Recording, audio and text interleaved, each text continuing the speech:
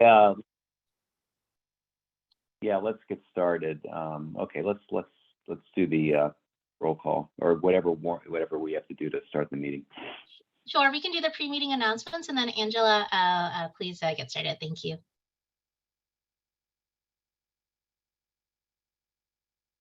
So, yes, the pre-meeting announcement. Hello. So welcome committee members, liaisons, and members of the public to the Legal Services Trust Fund Partnership Grant Committee meeting. Thank you for joining us. We will begin at 1:09. We are using Zoom with the goal to foster a more inclusive environment and effective meeting. If you would like to comment during the meeting, please use the raised hand feature. To use the raised hand feature by phone, dial *9 on your phone's dial pad to raise your hand, and do the same to lower your hand. Please use this tool to virtually indicate that you would like to speak in order to help the chair facilitate the discussion. All LSTFC and committee meetings will be recorded and posted to the State Bar website. A friendly reminder that this is a video conference and to please be aware of your surroundings behind you. Zoom captioning is available. To enable, select live transcript at the bottom of your Zoom screen, then select enable auto transcription. Troubleshooting tip for those using Zoom on a computer: when on mute, hold down the space bar to temporarily unmute. If you use your phone to dial into this meeting, please be sure your computer's microphone is on mute to avoid audio feedback issues. While joining audio via computer is highly recommended, if an individual loses audio, they can call in separately using the Zoom conference number. Thank you. Thank you, Angela. Eric, should I do roll call? Yeah, it looks like I am able to join now as a panelist. So yes, go ahead. Okay, Iskin. Let's see if you can unmute yourself. Let's see.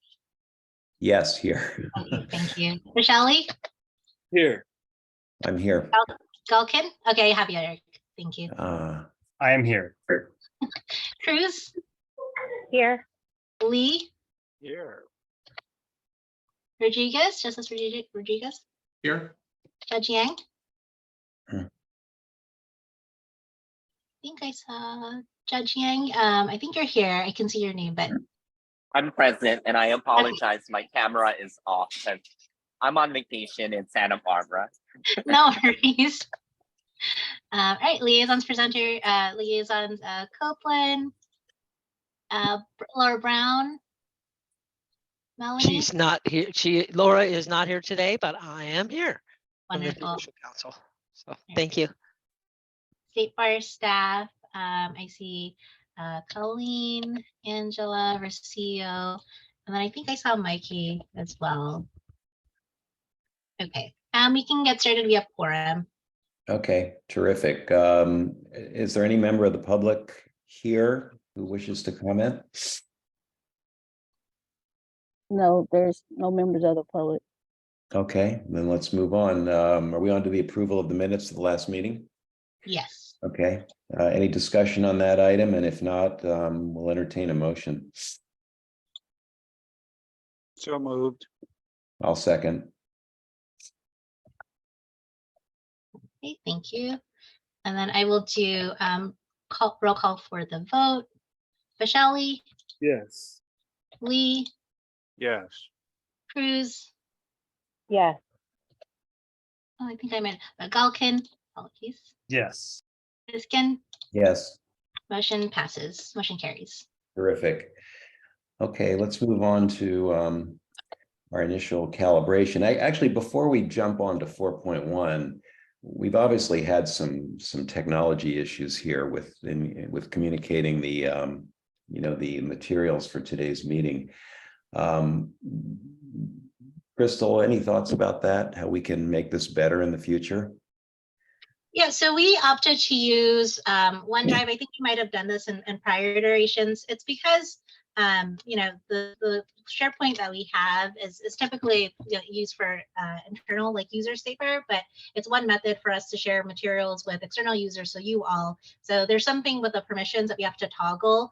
I'm open if there's any other suggestions. We can send the files also via email. They're just very large.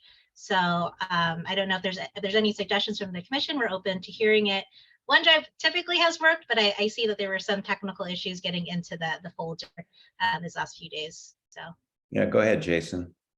I'm just curious, like I was able to access but not upload. It was fine, so I just sent Crystal my scores. But I'm curious what challenges other people were having, because I was unaware of them. Yeah, Diana. Yeah, I was one of the people who had challenges, and luckily my husband's in IT and so was able to fix it. But you have to have a double kind of access code for some things, and my codes were going into my junk box, which he was able to locate. And then I had to install something to enable it. Not a big deal. And my only suggestion is maybe to just use the Google Drive instead. Yeah, Will. Yeah, I echo that. The double confirmation was new this year, and it went into my spam folder as well. Figured it out fairly quickly, but it was an obstacle briefly. So maybe, I guess going forward, people will be assigned various sessions. And I guess do we already have the materials? Have you already sent everything, Crystal? all the materials, hopefully I gave access to the full folder, but they're all broken down. All of the calibration sessions have the applications, project profile sheets, and the templates for the relevant sessions. Other thought I had was we also plan on sending calendar invites. Once we know which committee members are viewing which sessions, we can attach those same materials or that same link to the invitation as another point of access. So, well, okay, so whatever hurdles people encountered, it looks like everybody has what they need now to participate in whatever session they volunteer for. So let's just be sure that the calendar invite gets sent in a way that people receive it. But otherwise, maybe we're okay. We can proceed. Unless anyone has any other comments, I think we should proceed to the initial calibration. So Crystal, do you want to get us launched there? sure. Let me share screen.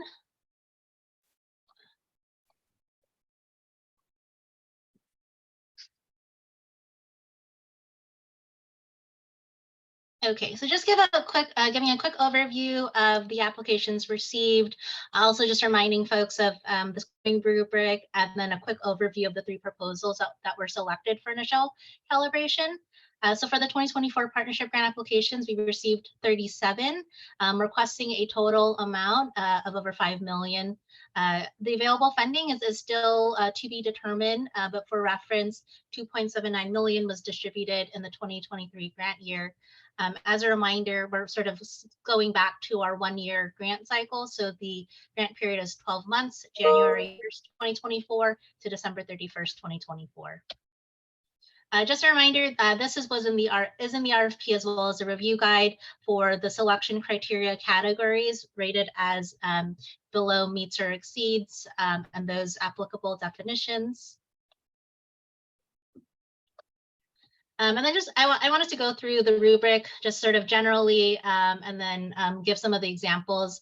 Again, I pulled excerpts from the review guide. Hopefully everyone has had a chance to review it. If not, we can use this as an opportunity as a refresher. So court involvement can be scored in a range of 10 to 20 points using the below meets or exceeds ranking. As a reminder, a successful proposal will indicate significant cooperation between the partner court and legal services organization, integration with other court-based services, and if the project services are to be reserved for only one litigant role, alternatives have been explored, and the project is still able to provide meaningful, if not equivalent levels of assistance to opposing parties identified.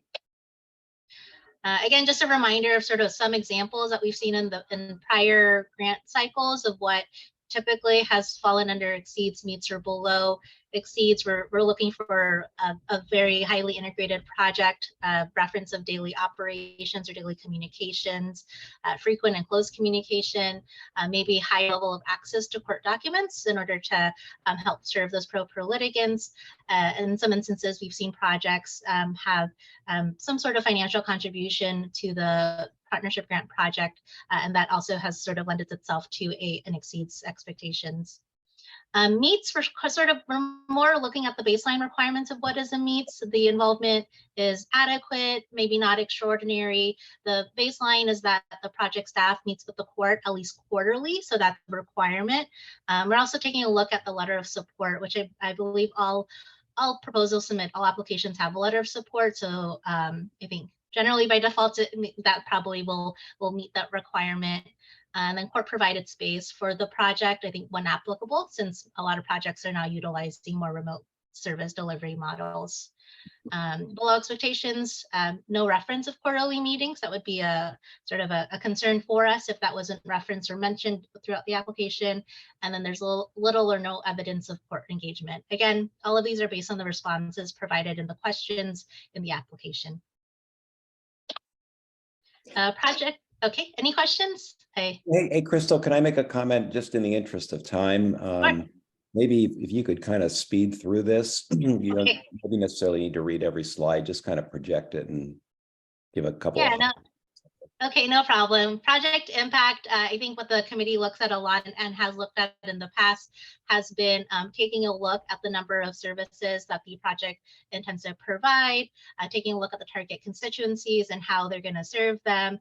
A lot of in some instances, a lot of like data or a lot of statistics based on we want to serve this population because this is the need in this county has been particularly compelling for the committee to award exceeds points.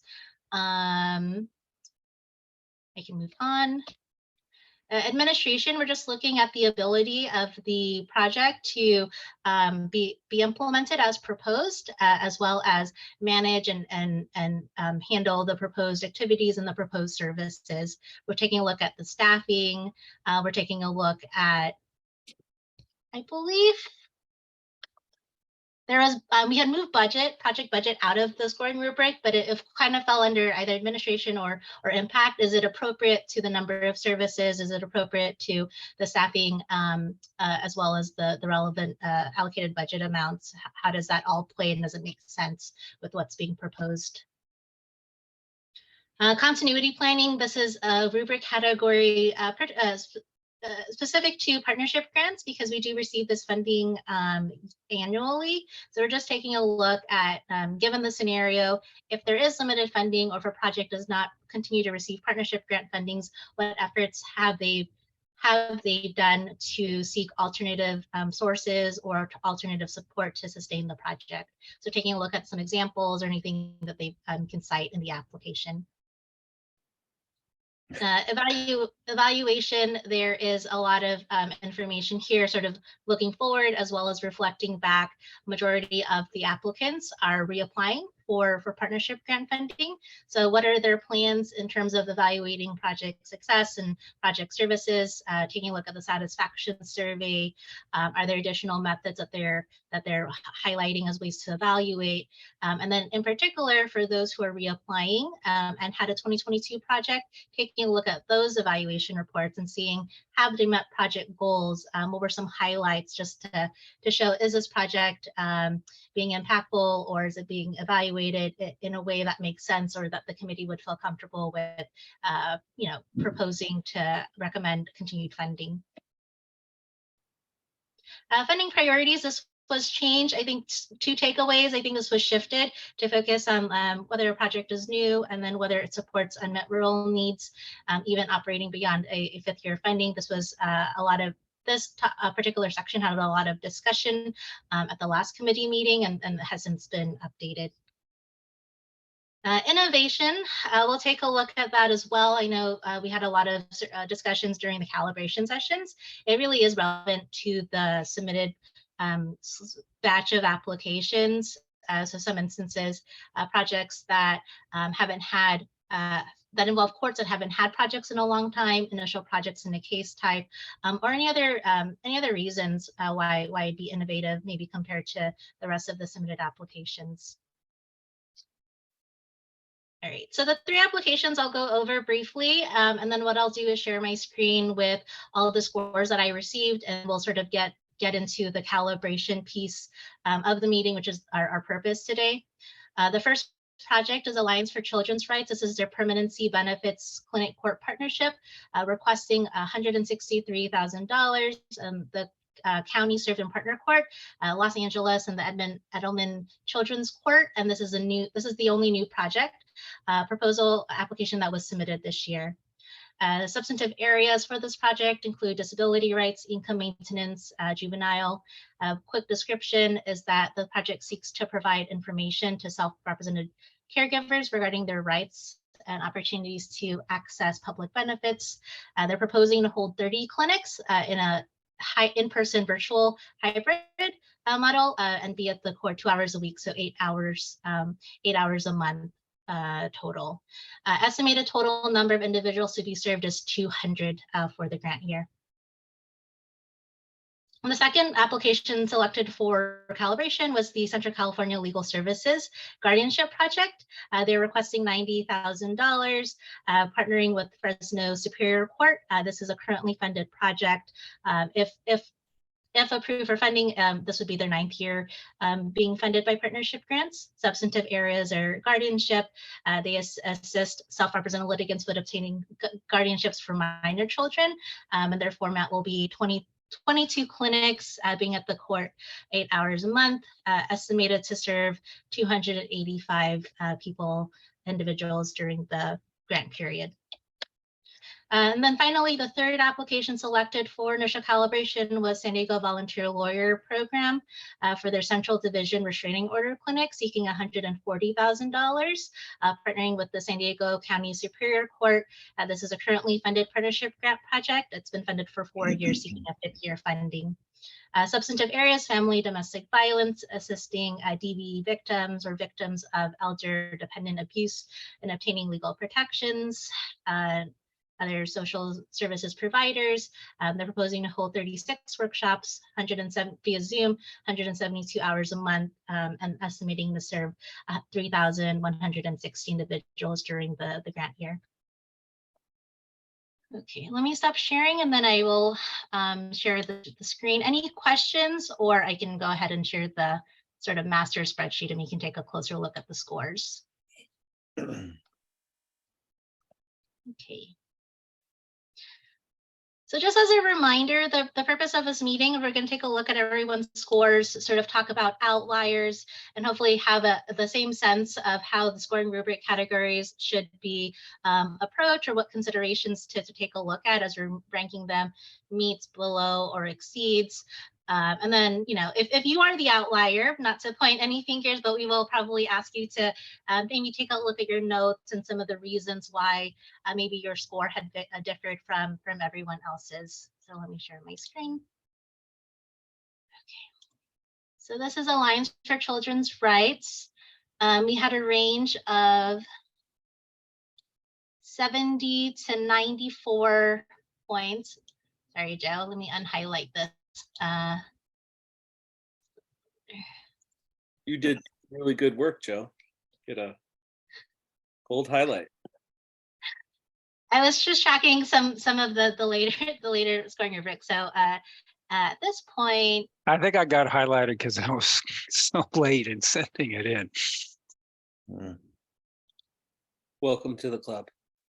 Do you have an average for each one of these, Chris? I'm just curious up front to see what the overall kind of ranking was on average, like what project was on average ranked the highest, second, third. For like in terms of the three? Yeah, the overall rating, not for, yeah. Yeah, the overall rating is that the third project from SDVLP was rated the highest. Right. At like 90s, high 80s, sort of in between. I think Alliance for Children's was netted as the lowest currently, and then Central California Legal Services did a little bit better. 1 second. Okay. So number one was SD San Diego. Number two was the guardianship, and then number three was the Alliance. Yes. Sorry, judging. I know you're on vacation, but I don't know if you had your scores. You can listen in. That's fine too. I don't want to. I will probably just. So I do have my scores, and I Okay. can't get it to you for I need about 30 minutes to get it to you. And it's interesting what the breakdown that you've highlighted, because I actually ranked the Alliance for Children application the highest, because I thought it was an unmet need for an important segment of the population. But I am certainly going to relook at whether I should be the outlier. Well, I mean, with all that is fair game. Let's just start talking about it.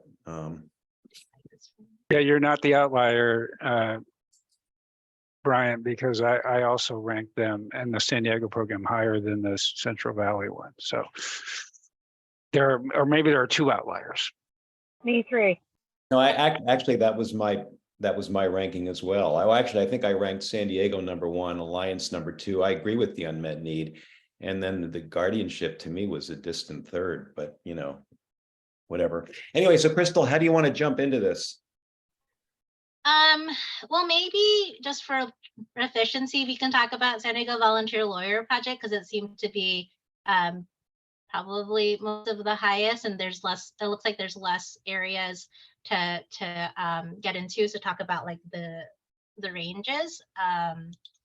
Let me just add the average. I just want to make sure in case this, and then just as a reminder, if someone feels very strongly about their score, I think in past iterations, we've taken the average and also have presented that as the total score. So if you feel very strongly and you're not persuaded by some of the other reasons, that is another option on how to approach this too.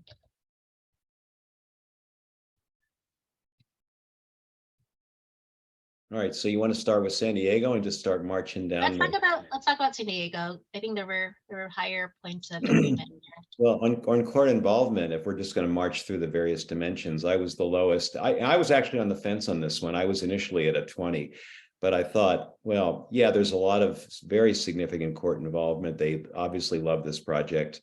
It seems like the courts love most of these projects, so that's why I ended up putting it at a 15, but I'm happy to, I don't have any real major objection with the 20. I'm happy to go with that. People feel strong. I ask you a question about your rubric. On your rubric that you uploaded to the SharePoint, I noticed you gave them a 17 for court involvement. And I just want to clarify, do we have to pick between the three options of 20, 15, or 10? Or there are a number of instances where you gave people something other than one of the I wasn't sure about that. I think I actually put something in between, but then I thought maybe that would violate the rules. So I just rounded it down to the nearest 5. That's a good discussion point. You know, I think we ought to maybe talk about that. Do we want to? Yeah. So Eric, so the way that it's laid out, I can see the confusion, but the way that the rubric was approved is that have exceeds, meets, and below with their 20, 15, or 10. If in the future for next year we want to be able to have more range and discretion, that's fine. I think just mathematically we would yield an in-between score if there is not a consensus for scoring, and then we would get the average, but we wouldn't necessarily try to award in between the categories, just as it's laid out and as it was approved. This is sort of how I think we would have to use it for 2024. Okay. Can I ask a question though on court involvement for those who rated 20, which is everybody but me?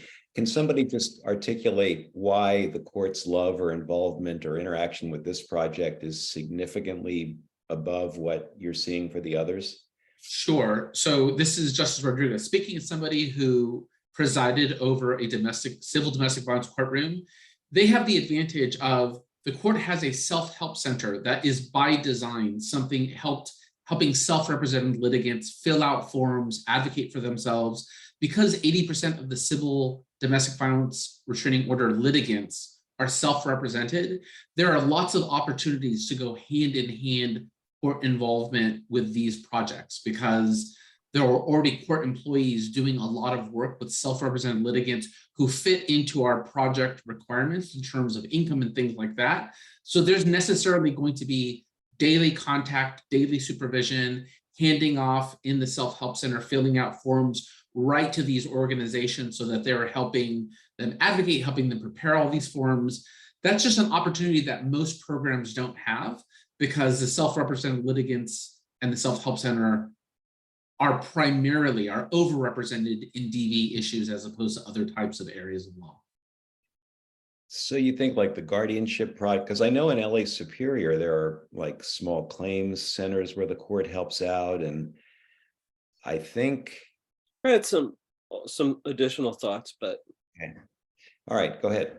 I'll shut. I actually felt that it was the partnership with the other services besides the court, which maybe those shouldn't be integrated into court involvement, but the other legal aid services, it looked like they had really good, warm referral nearby and a lot of outreach. And so I think that's what tipped me over in terms of giving them exceeds expectations. Crystal, One other. Oh, go ahead. Sorry. Yeah. Yeah, I used to preside over the restraining order calendar as well. And I got to tell you, I was really impressed that they had full kind of 9 to 3:30 hours for this in the court.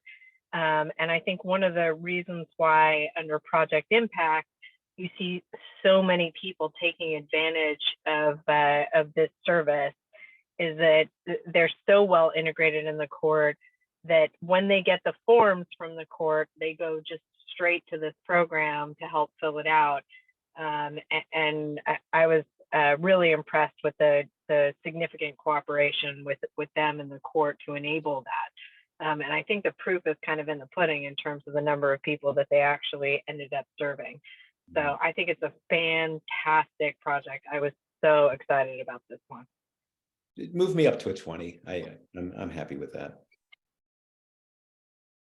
Should we move on? In Project Impact, there's no disagreement. I mean, I would just note that I don't know whether you all had a chance to read their evaluation for 2022, but they actually far exceeded the number of people that they were individuals they were targeting to help, which I was kind of blown away by, actually.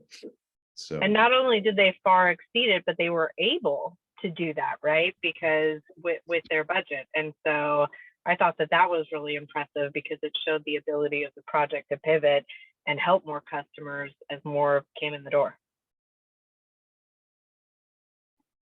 All right, well, let's leave it at that. Administration, looks like we're all on 15. And that exceeds for that category. Continuity planning, I think this was, so the staff score that you see here was sort of a staff calibrated score. We met earlier this week and talked about it, which is why you see an in-between score.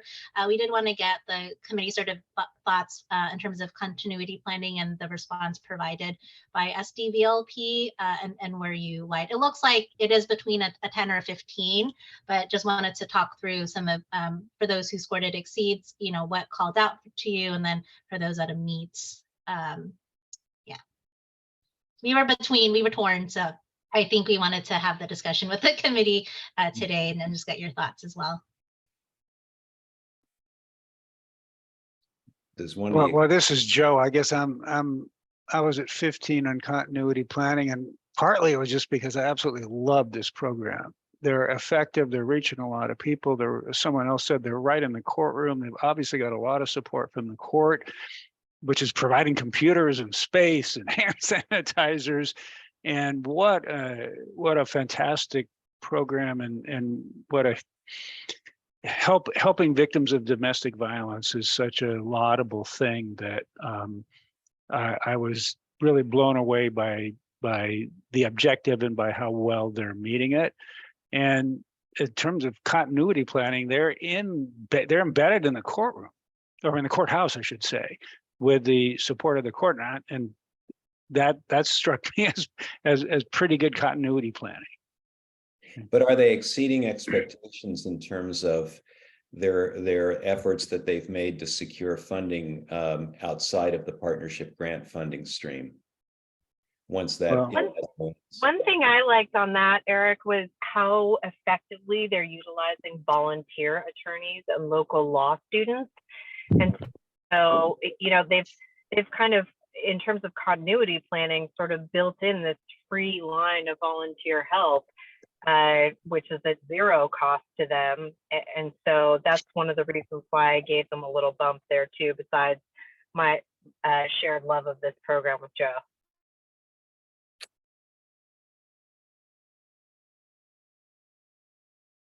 I mean, what we typically, I mean, again, I don't feel that strongly that what we typically look for in this area are, specific outreach or plans to interact with foundations, or maybe to have other funding lined up from other sources that they can say will be available. Even though they're leveraging volunteers, they are going to have to fund staff to be running this program or, supervising it. So to what extent have they made exceeds expectations efforts to be sure that the funding of that effort continues?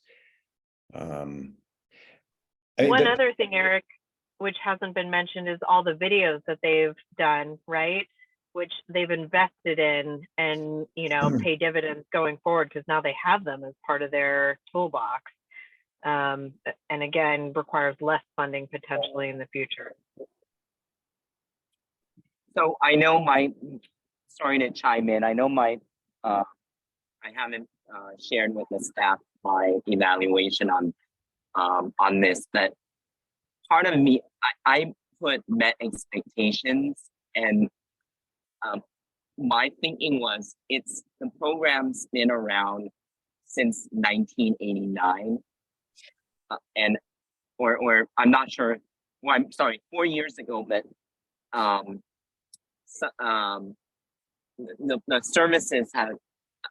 I think in the application they said there's been a partnership since 1989, and in my mind I'm like, that's been a while, and I'm wondering, like, how are they ultimately going to find a funding source or become self-sufficient apart from the state R funds?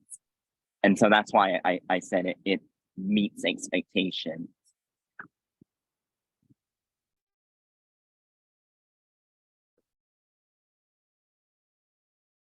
So Chris, I saw Will and then Jason. yeah, okay, I'm sorry, I'm losing the hands. Yeah, Will, go ahead. Sure. So I will try and be very specific. I was very impressed by the usage of volunteers, and I think that would have tipped me over to exceeds, except for I saw the court denied them some funding, and I think I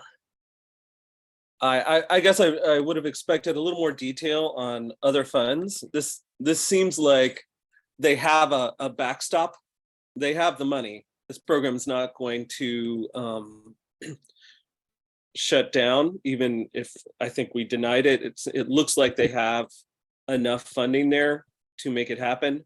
But it's just not specifically outlined what other funders they could lean on as I read it.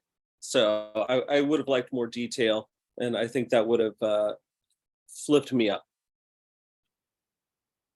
Thank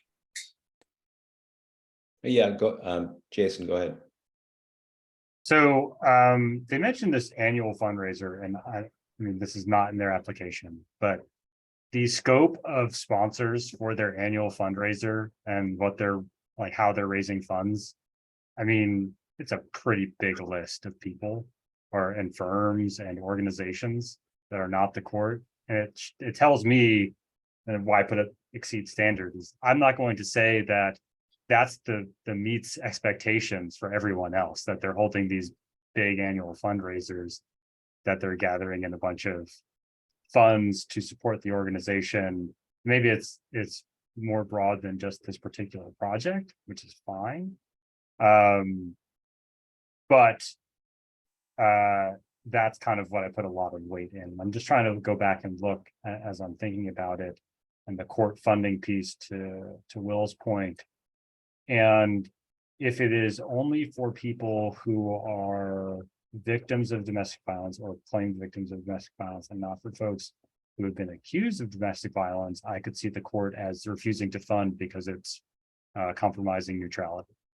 For them to fund the program directly and endorse it because they're choosing a side in theory.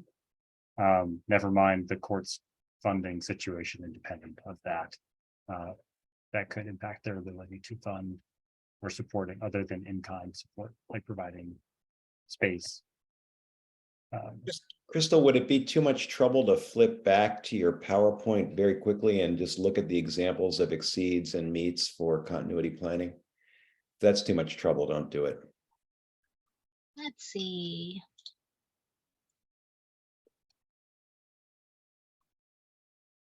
For continuity.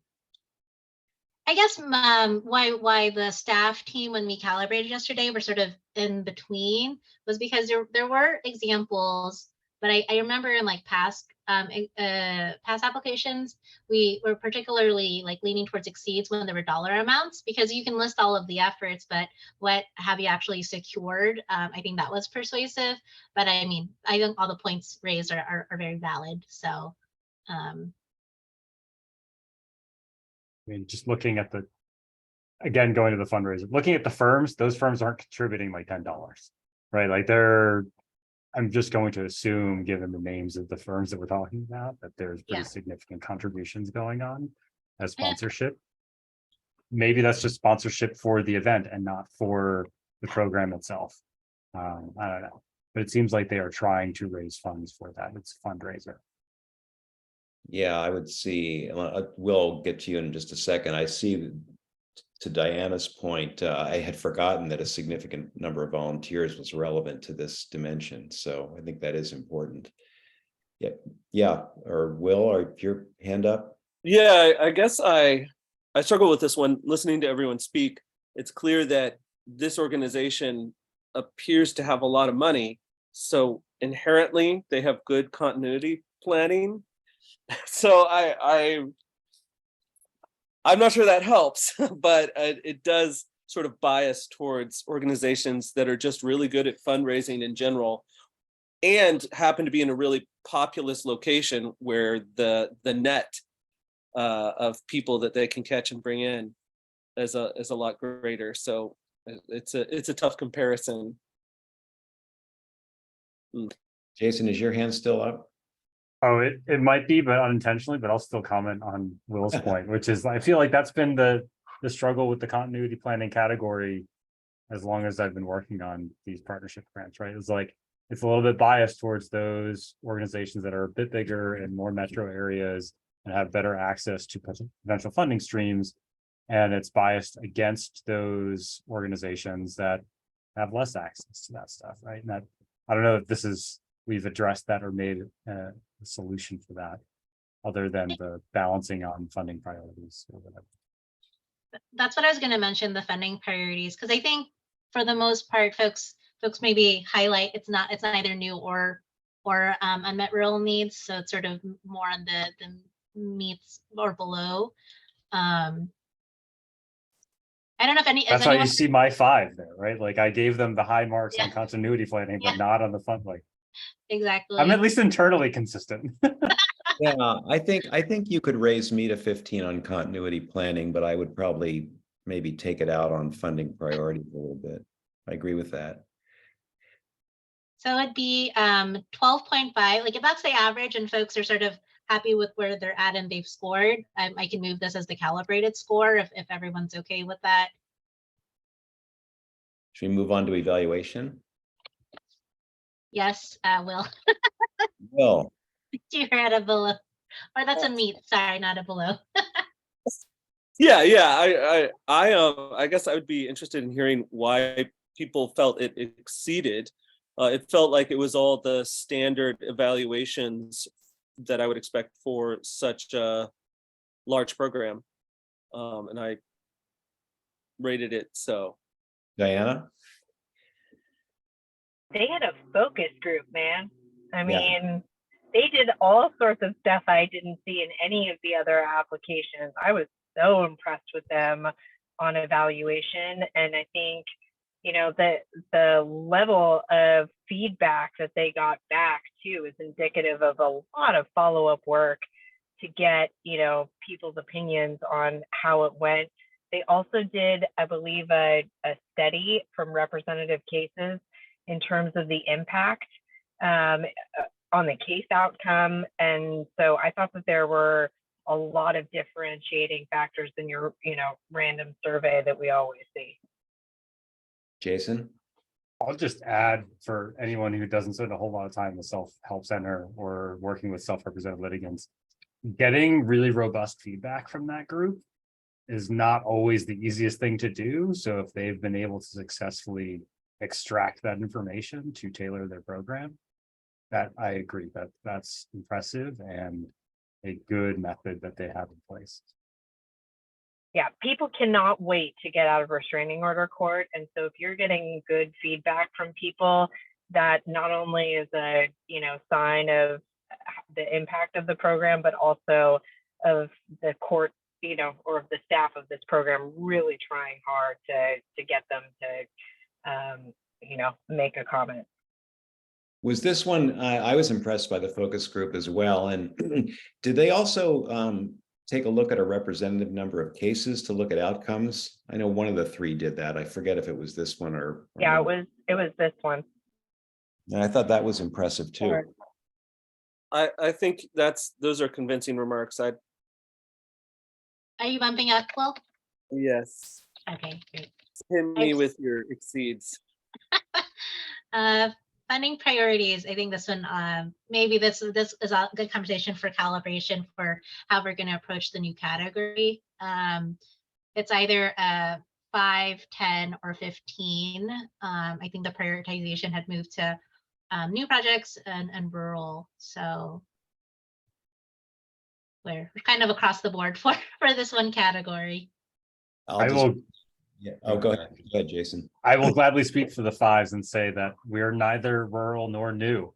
And I feel like, you know, it's a great program, so it's good to continue funding it, but it doesn't need the extra boost because it's got it coming out of continuity planning and the other categories. I feel like that's where it's going to stand above the other competing grant requests. I'll speak for the tens. Yeah, I agree. It's a project of long standing and certainly doesn't hit the newer or rural box. But it to me, it was such a valuable project that I thought it should at least, you know, deserve a meets. I guess I have a question on this. Oh, go ahead. No, go ahead, Will. Previously, I thought one of the criteria had been a what was it, substantial, a program that was performing a lot or well used program. I thought that had been in there, but I guess it's gone now. Gone. Yeah. It's these 2 bullet points. I think that was like most of our discussion back in December, November, or January. And so it's like the question of the approach, is it new or rural, new and rural? Would that be like seeds, or what would a meets be versus, you know, or below? I guess I inserted that in from my past experience. And if we aren't using that as a metric, whether it's a well-utilized, very popular program into funding priority, then I'd actually probably bump down to a 5 or the whatever, you know, the lowest funding priority as well for that consistency. I guess I agree with that now that I look at that. Well, it's odd. Yeah, I was the outlier at 15 on this, and my main reason was the unmet need portion, because I just feel like the restraining order calendar hits so many different portions of the population at so many different aspects in their life. But now that I see it, it's unmet, rural. So needs, and there's not much rural about San Diego, right? I don't know, it just breaks my heart because the title is funding priorities. Yeah. And I feel like this one should be a priority, but that's me more raging against the category description than you know, if it is what it is, then I got to come down to probably because it's objectively in the wrong place. Why does it have to be rural? It doesn't, but I think we were responding in constructing the rubric. I think we were responding to legislative priorities in the statute or something, regulations or something like that. Crystal, can you remind us on that? Why we? Will, I think we were responding to something you were complaining about last year, as a matter of. It was the way that the current rubric was skewing towards a certain way, and I think this was sort of a balance for that. I think Jason probably has the best number. He has his hand raised. I wouldn't mind if Jason wanted to talk. I did raise my hand to try to fill in that gap. Yeah, so I think the sense was when we were looking at the rubric was that a program which is longer standing as opposed to new, right? And more likely to be urban or metropolitan as opposed to rural is more likely to have higher scores, particularly in continuity planning, and potentially also project impact, meaning number of people that they're going to impact. So that was kind of like, well, they're going to get the scores, their scores are going to be higher in those categories, whereas a program that is really new is going to have a harder time potentially demonstrating their continuity planning or project impact, and same on the rural side. And so it is a way for those programs to get their, we'll call it Kickstarter fund from, you know, from the grant to get them started in a more rural environment, so that it's not just exclusively urban or metro programs, even though if you look at our list of programs, it's mostly that anyway. There's only a few that are outside of major metro areas, because they struggle with those other categories, and understandably so. That's not where the money is coming in. They're not holding massive fundraisers and things like that just because they're out in the sticks where I am, right? So So by the way, Crystal, I think I'm a 5 on this, so you can bump me down. Will, did you want to add anything? Yeah, I think I would echo well, to be pretty blunt, we have $2 million we're going to have to cut. And the programs that most need the money are going to be from the smaller organizations who are systemically not do well in general with the other categories, you know, continuity planning, administration, they're going to be smaller. So meeting, you know, exceeding our expectations on there. So I think this is a balancing category in my mind. And especially in rural areas, it's just really hard to get the fundraising and do all the things that Jason mentioned.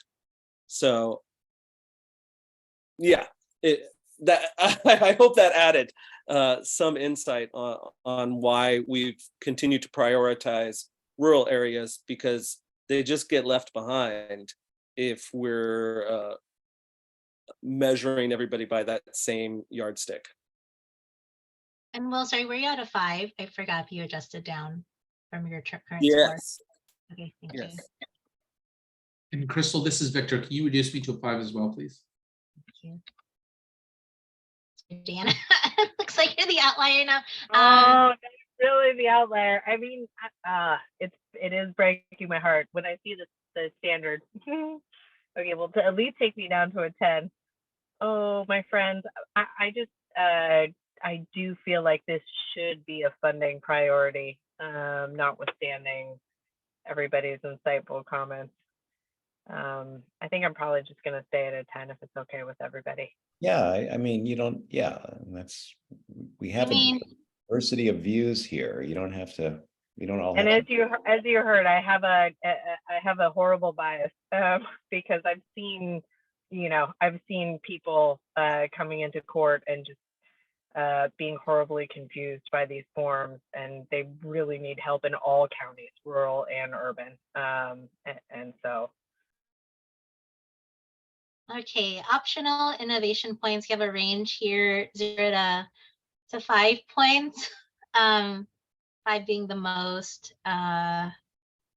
Again, we probably should remind ourselves of what we're looking at here quickly. I mean, this is the weirdest category. I think there was some thought, and also just being mindful. I know sometimes that they do sort of blend into each other, but we're trying to sort of keep in mind what our framework is for each rubric category. So optional innovation, it'd be like a project in a new type or new partner court that hasn't been seen before. Trying to think what if the staff team wants to like chime in. Anyone who participated. I'm forgetting why we had awarded points. I think they had mentioned expanding to. Let's see. Percy, are you on the call? I think you had noted it. So sorry, I don't mean to put you on the spot. I can chime in for my 1 point. It was the video, the short videos. I really like that. I might have given them 2 if I understood it, how they were going to collect feedback on those videos. But I really think asynchronous education can be very powerful, especially for stuff where it's pretty standard. Like, how are you going to give service to somebody? So I liked that, and I'm reconsidering whether I want to give them 2, but at least 1 for that. I gave them extra points for the focus group aspect. Strangely, I gave them extra points too for operating completely within the court hours. I think that's very unique, especially if we look at like all of our grant applications. They are open when the court is open the entire time. And I know that shouldn't be innovative, but frankly, I think practically it is. I also really loved the wraparound services. So the integration with giving people access to like, here's who you can talk to for therapy about domestic violence, or if you're an elder, you know, you're a victim of elder abuse, and somebody's, you know, stolen your credit cards, here's how you go fixing your credit report. I thought those aspects of the program were really, again, maybe they shouldn't be innovative, but they seem to be. And that was the reason, one of the many reasons why I gave them so many high points here too. Yes, hi everyone, this is Rocio. That last point that Diana mentioned was also that what we spoke about among staff in terms of innovation, seeing that there was a comment, I'm trying to see if I can find where it was, that based on feedback received, I don't remember if it was specifically from the courts or clients, that they expanded their wraparound services. So really taking into account where there was a need and an opportunity, and specified how they did that, how they turned that around and expanded services. So it seemed to be, even though, you know, there was something new, like a new aspect that was kind of hidden in a different answer. Thank you, Rocio. And one thing that I was looking at in my notes is having the computer terminals available for people, again, in the courthouse. Also perhaps shouldn't be labeled as innovative, but seems to be something that most people don't do. And wow, what a huge benefit to have things typed, so then the judges can actually read what you're writing.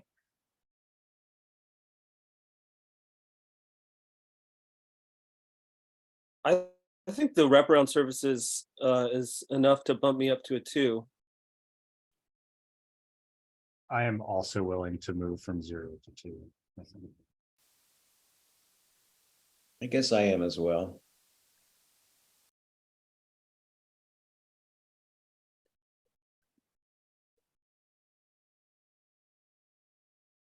Well, I think going forward, we need to be mindful, though. I mean, if we're going to give kudos for wraparounds and for computer terminals, you know, let's be consistent about how we apply that. Agree. And when we have the subsequent calibration sessions, we'll try to keep the notes and as a reminder of points awarded and why. I know innovation has sort of been, even decreased the number of points. It used to be 10. So hopefully having a better handle this year. So the average is 2.3 unless anyone wants to make any other adjustments. I had a question. Yep. I know we don't have the budget category anymore, but one thing that was new to me was seeing the 10% of the FTE for the president CEO on the grant. That was new to me. I hadn't seen that before. And also with the grants director and controller was on there. Is that standard? Is that unusual?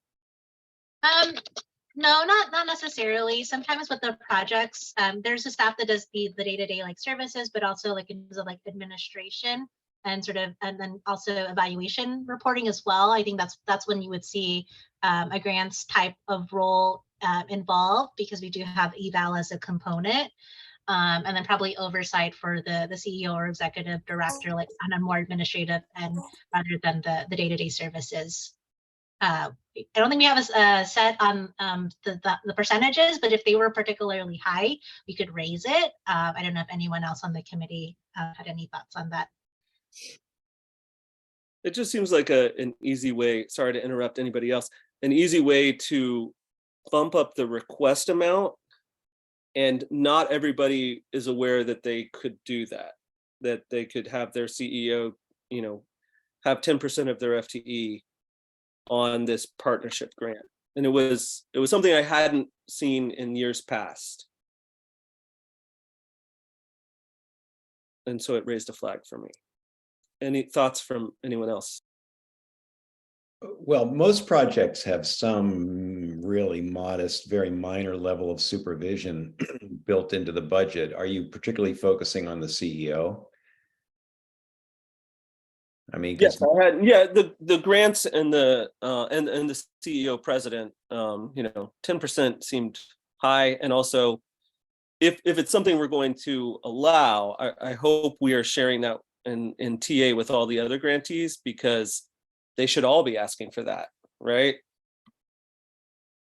Well, if they need it for the project. So they're asking for 140,000. What was the total budget for the project? Was a lot higher than that, right? The total project budget 186,254.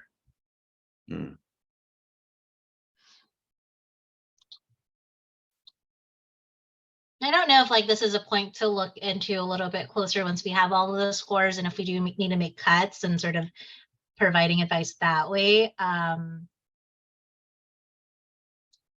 So I guess my experience with grant writers is larger organizations know to ask for everything, right? And smaller organizations might not have the grant writing expertise to know that they should be accounting for everyone who touches a project and making sure that that's on their budget. And so it might prejudice those smaller orgs. But if it's something that's on all the other applications now, then the playing field is even. That's all I wanted to raise. I mean, I looked at it holistically, like they're asking for 140,000. They served like 3,000 people.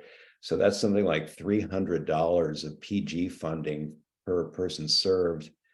And to me, that just seemed pretty darn good. Oh yeah, it's amazing, right? They blow everybody out of the water.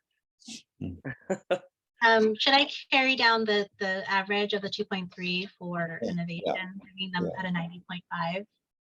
Okay, so we're calibrated for SDVLP. Eric, I defer to you if you want to talk about the new project or the rural project second. Let's just jump on to, well, let's go to the guardianship project, actually. Trying to see if there's any alignment here, but it looks like. Sorry. I know, I've been called out. I know. I was just taking a look. There's some points eroded for innovation here as well. Could we maybe court involvement first, since I think one outlier there, sorry, Jason, for this project. I'm trying to go back to the description and see what it was that stuck out to me that was so significant. So, Jason, while you're looking, I have to say I was a little bit turned off by their evaluation in 2022, where they seemed unable to pivot to remote services because the court wasn't open. I don't know. It just seemed kind of lame to me. I mean, everybody else seemed to be able to do that pretty well. So I just kind of had a little bit of a negative feel about this project, even though the service is a valuable one. Me too, Eric. I think it was them saying that they were going to do 22 projects last year, not doing any for me. Yeah, I'm just looking again. I would move mine to a 15. Okay.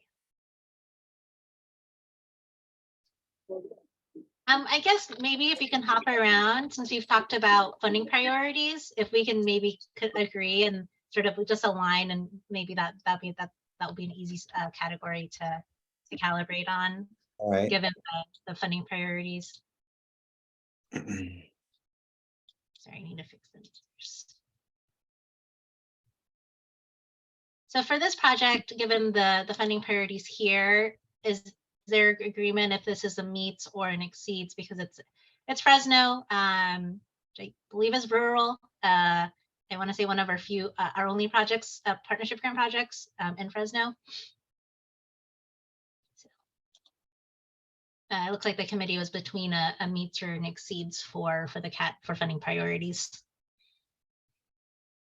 Yeah, I would have given it an exceeds, except for it appears to be on 8 years, but maybe its own exceeds. I'm willing to be persuaded. I guess I'll listen to everyone.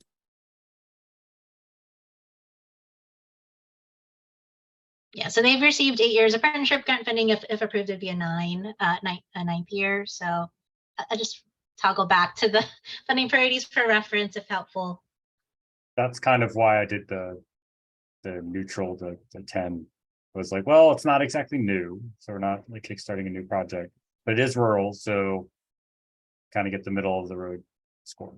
But I have not been using, as I was saying before, I have not been using the funding priorities category as a below meets or exceeds.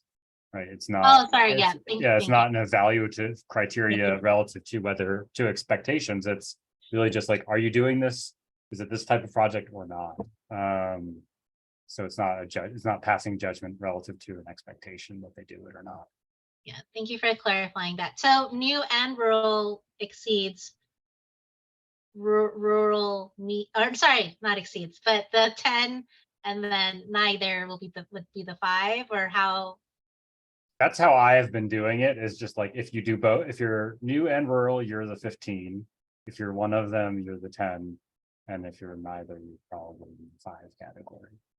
I don't know that I gave anyone a 0, but it's kind of how I've been trying to parse those as that kind of counterweight, like I was saying before. And this is Joe. A quick question. How do we define rural for purposes of these grants? I was assuming Fresno is rural, right? But it is a city of, I just Googled it, over 500,000 people. Right. So it's sort of rural, which is kind of why I come down on the 10. It's not in Jason's hood. If it were in Jason's hood, it would be a 15. I feel like if you were up here, it should be like a 30 because it's so rural and no one gets funding up here. But that's fine.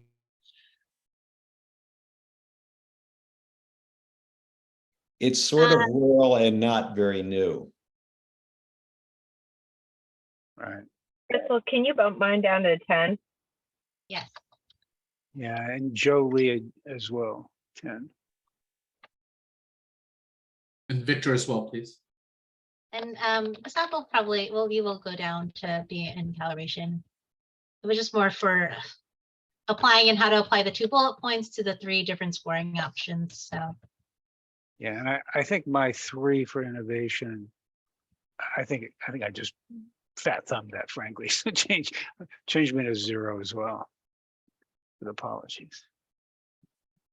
Can we talk about the administration piece a little bit too? Because there's a big deviation there as well. Yeah. And my low score came from, I think, Eric and I's shared concern of you did not implement this project successfully last year, in a very disappointing way to me personally. And I also didn't like the fact that they're like, oh, it's going to take us till like mid, 2023 to really get up, and it's like, why can't you get up now?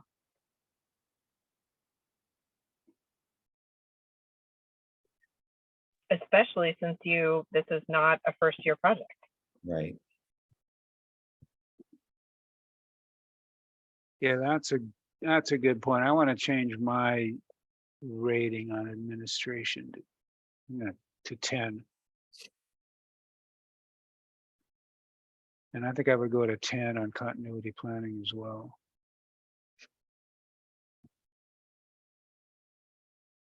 Thank you.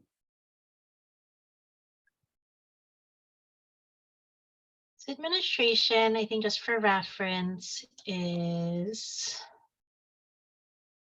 capacity to implement and manage proposed activities, adequate staffing, leadership oversight, historical demonstration of its abilities to meet its goals from prior grants will be considered under the category, which I think is what Diana was saying as well from their evaluations. I just didn't see a real excuse either. I mean, what's the excuse for not doing this? Yeah. The only reference I saw was COVID, which is like, that was 2022, my friend. Well, what is this the one where the court was closed, that they can only do virtual services? Yeah, it was, but so what? Everybody else has responded to that in the state. Yeah, so pivot to virtually. Well, I guess I read it as they did it individually, but perhaps I misread. They said they were unable to pivot to remote services, or they had difficulty doing that, which everybody else, not everybody, but many other nonprofits seem to have done the pivot pretty well. And it is 2022. This isn't 2020. Right. Yeah, I guess I was when looking at the metrics, so they promised their goal for the grant period was 22 workshops and 58 individuals. They had 0 workshops, but 103 individuals. And I don't know how well attended those workshops would have been. Is that somewhere, or they expected them to be? Is that somewhere in our data on the evaluation? Well, they said they were with workshops and individual services, they were going to serve like 300-ish people, 280 or something like that. They served 100. Okay, yeah, I think that's enough to bump me down on administration as well. Because I think I was at a 15 to a 10 still. At least they were giving the individual services.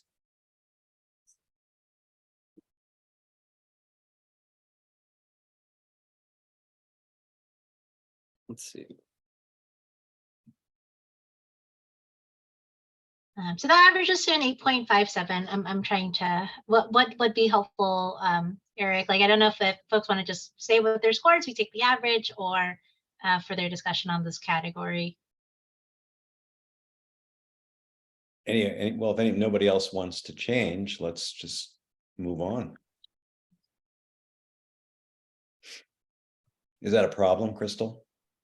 We did the average, like it's sort of on the other end of the spectrum too, but we can take the average as for the calibrated score. So which category would we like to discuss next? I think project impact is what we have. One of the ones we have left. So we're mixed, or we're in between meets and exceeds across the board. I'm not sure why I did 20, probably because it's a strong need. But they actually didn't have a significant impact. Yeah, as I'm thinking similarly, Eric, that like there's a big need, and I'm glad that there's something functioning in that area in the region.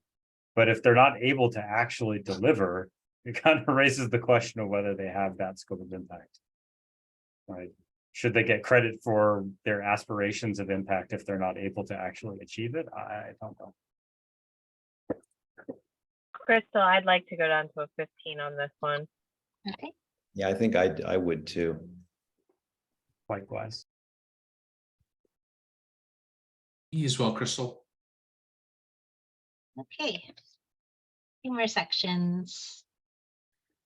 Oh, it looks like staff is the outlier for the continuity planning section. Part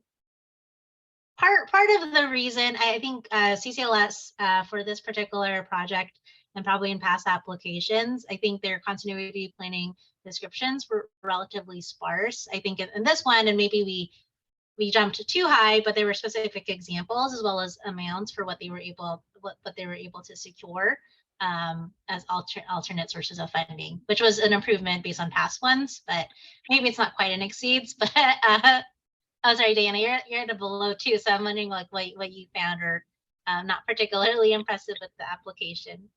You know, I think I missed that section, Crystal. In fact, I had a question mark on that, and so why don't you take me up to 10, given your comments? Okay.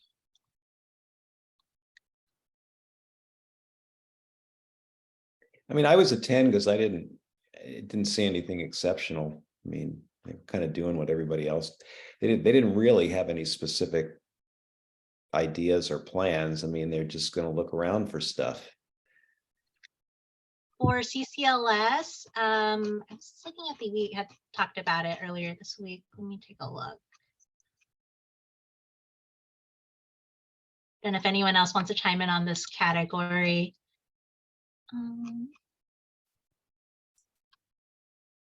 Crystal, from the staff end, I remember that we discussed this a bit, and I think we calibrated, so I'd be fine going down. I think this was something that like some of us were scoring a little bit lower as well. This is Michael. Can you guys hear me? Yes. Cool.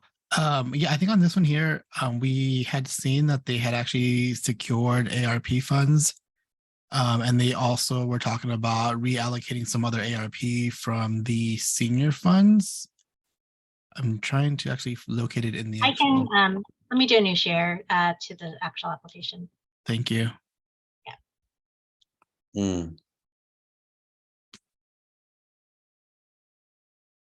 So yeah, so based on there that they actually have like 20% fall within the elderly and therefore they're eligible for ARP funds.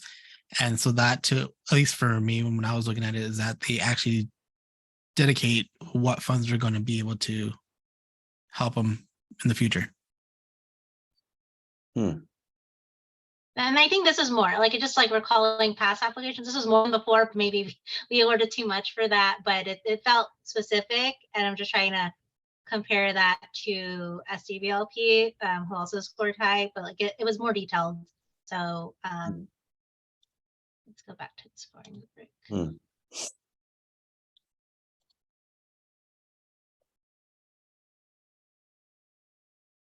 Is ARP the plan that the Congress passed last year? Yeah, it's the American Rescue Plan.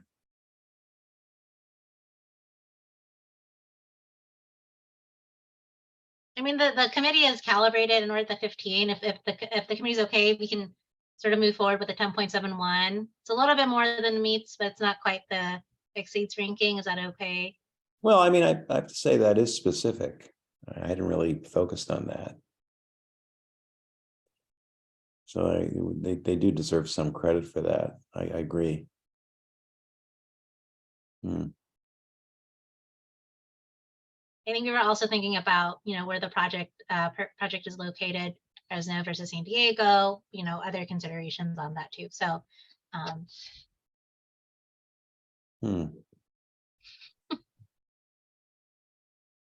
So if they get that money, they'll be able to fund 20% of their client base based on that grant or whatever you call it. Is that what they're saying?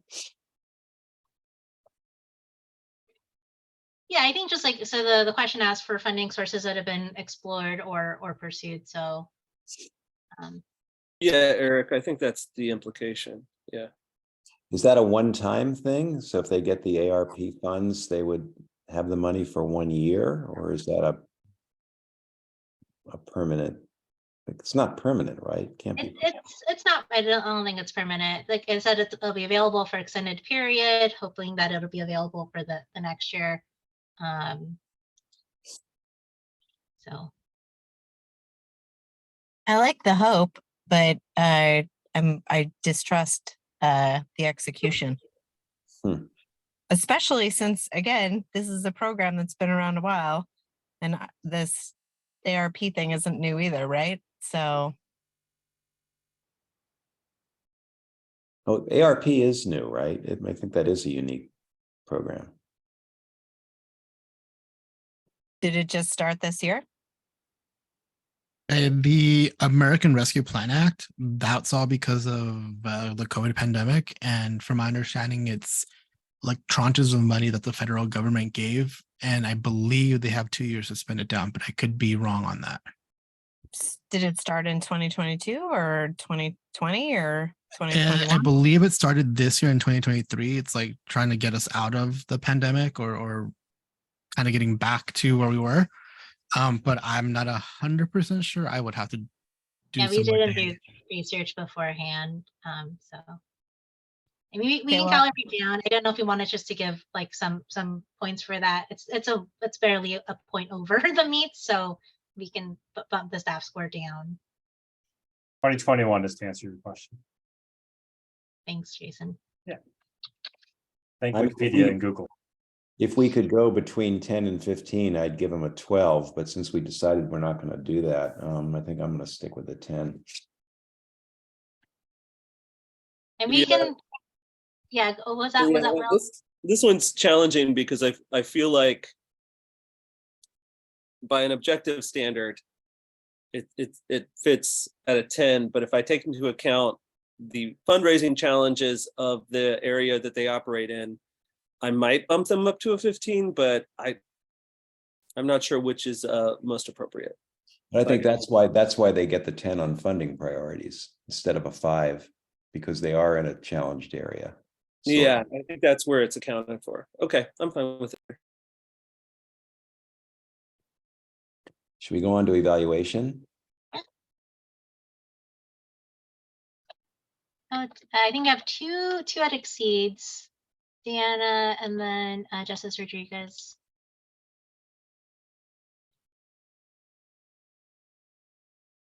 So this is Victor. For my part, looking at their application, they just seem to do for me more than some of the other applicants. So here they get statistics from the court to find out the number of litigants that utilize the services. They do, it sounds like at least one, if not multiple rounds of satisfaction surveys to figure out outcomes, areas of improvement.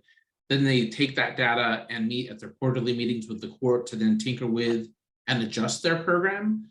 That seemed to be more than kind of run of the mill getting some evaluation. They seem to have an active feedback loop of getting information both from the court and the customer and then adjusting as necessary based on that data. So that's why I gave them above or exceeds. Thank you. I think just as a reminder for the evaluation component, baseline sort of requirement is that all of the projects administer a satisfaction survey as well as one additional evaluation method. So just like a reminder, because we'll see the satisfaction survey hopefully in all of the applications. So I don't know if anyone folks found that persuasive to bump up or how you felt about your scores.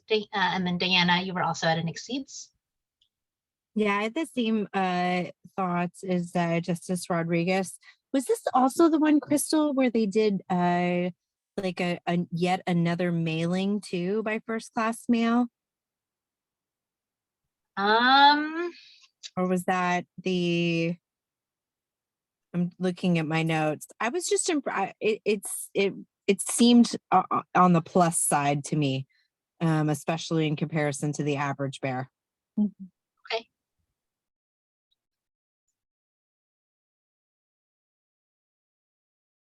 Oh yeah, this is the mailings, the mailings for CCLS.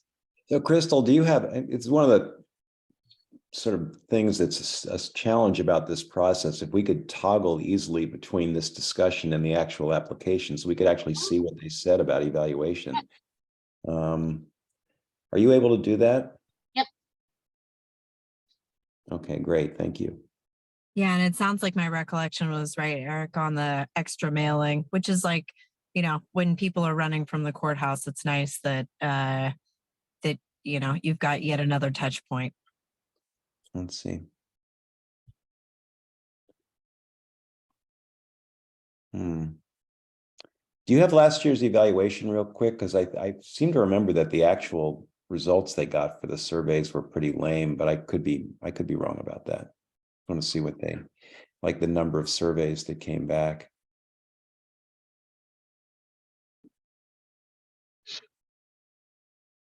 I'm trying to remember where it was located in the 42. Oh wait, sent 42, received 14. Yeah, it's not too bad. So I'm sorry, I'm gonna have to jump off. Thanks, Melanie. All right. All right. Well, I feel like 30%-ish feedback rate is pretty decent. I don't know. What do you think, Eric? I agree. But I'm thinking though that if all they, yeah, and I agree with that, but if all they did was the survey, I don't know. I mean, in comparison to the other one, right? I'm more of a 10. So I don't feel strongly about my 15. I just thought this is probably like a 12.5 for me. So because it's not as good as some of the other ones, but it is better than some of the other ones that we've seen. I Well, feel we like can carry down the average of 11.4. Oh. Wow, so the calibrated score is 59. Okay, well, oh, 70. All right. Okay. All right. Should we go over to the Alliance?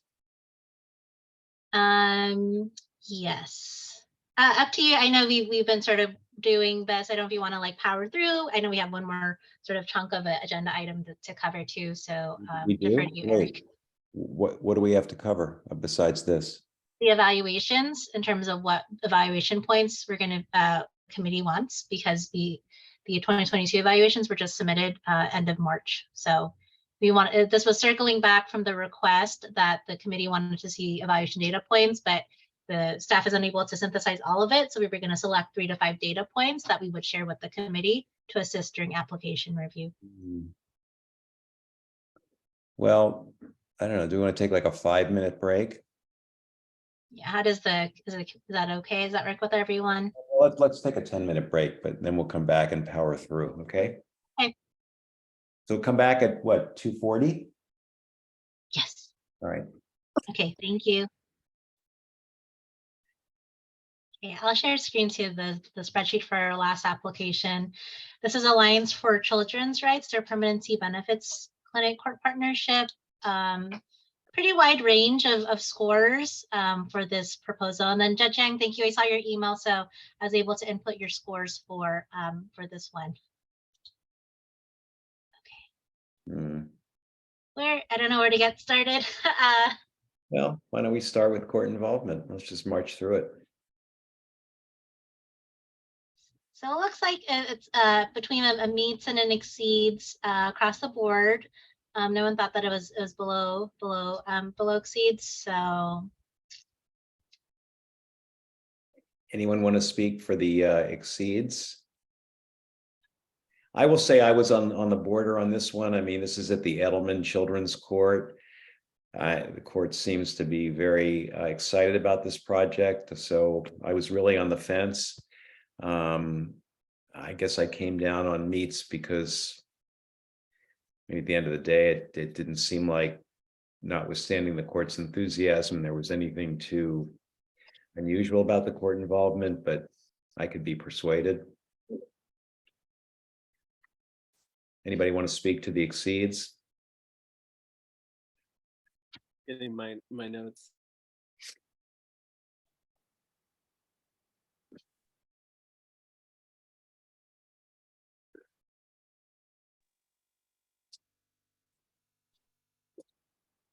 I'll chime in. This is Bryant. I was impressed that they took the initiative to meet with not just the leadership in the dependency court, which is where the services will ultimately be rendered for the parties appearing in that court, but that they also took the initiative to meet with the presiding judge of the entire court. And I too found myself kind of sort of in between meet expectations and exceed it. And I think the difficulty is here, it's a new project where you know, the other projects had this sort of institutional history that they can build on and point to, whereas here I think the court may be hesitant to put in any time and resources until they know the funding is going to come in and it's actually going to take off. And so you know, I kind of lean towards the proactive steps that they took, and I gave it a 20. Anybody else want to weigh in? Thank you. Yeah, I think it was the referrals and the coordination with the DCFS and the Children's Law Center that stood out to me. It's difficult to find the help when you need it. And I think that coordination with other services is something I really value and fits in this category with integration with other services. But I also agree it's kind of a wobbler for me.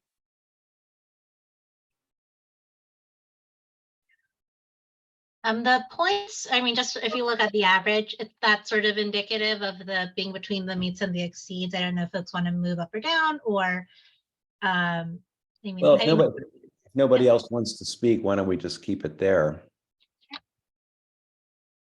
I would maybe suggest if you maybe on funding priorities, since I think that feels a little bit more clear for where this project might fall into, given the updated funding priority. Just confirming with folks. So it'd be a 10 then in this instance. What? No, wait. It would be, this is a brand new project, right? Yes. So why a 10? I mean, to me, it's a 15.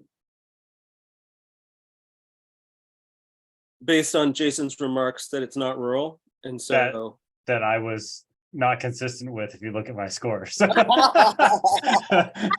glad we're calibrating now. I'll own it. Yeah, I don't know. I gave it a 15, and maybe I should be giving it a 10 to be consistent with those remarks. Well, does it have to be both to be? I mean, this is brand new. This is shiny new project, right? It is, but then we also have innovation as another category where that would lend itself if it's brand new in a new courthouse. I just want to like double counting. So I'll toggle back to this if helpful. I like consistency too, in terms of evaluating all of the applications the same way. And so if we were only giving some for new and not rural, I wouldn't want to kind of give this one an extra bump when we didn't do other ones that way. All right, and then maybe you're right that we give it something on innovation. I hadn't really thought about that, so I'm okay with 10. Same. I'll confess my failure to be consistent. I heard someone speaking. Just yeah, I said me as well. You can change that to a 10. Okay, thank you. I think staff will also defer to the new application, which makes sense. Yeah, can I change my 5 there to 10, please? Okay. I mean, I was just generally, I was a huge fan of this project. I know the Alliance quite well. It was founded by a Munger Tolles lawyer. That's my law firm, like 25 or 30 years ago.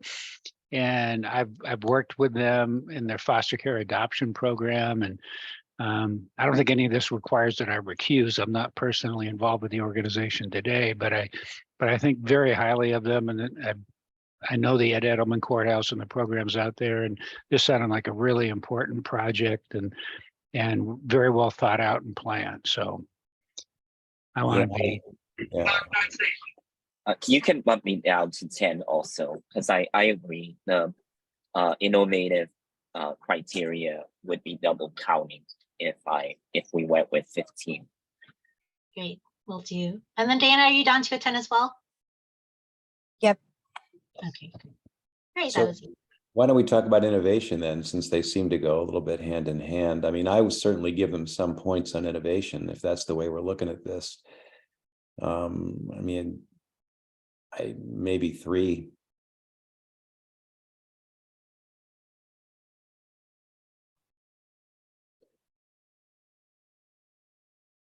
Is there any other project that focuses on benefits the way this one does? PG project? Sorry, look at the master list.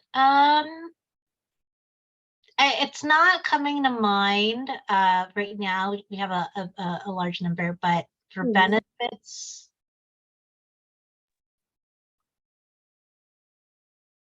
Yeah, that's a really good point, Eric. This looks like a new area of law. I mean, my memory's kind of poor, so maybe not.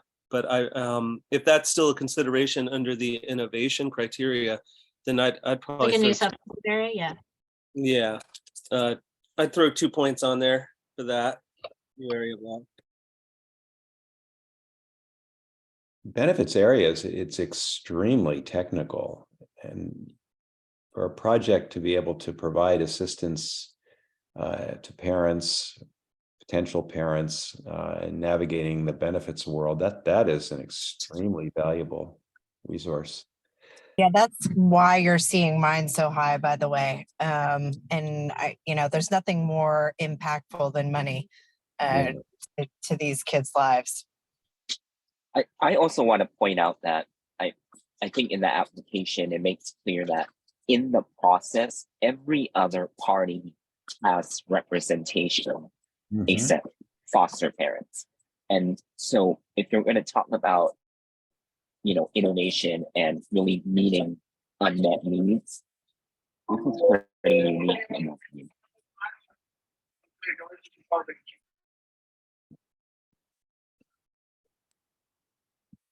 I will be average and go to a 3.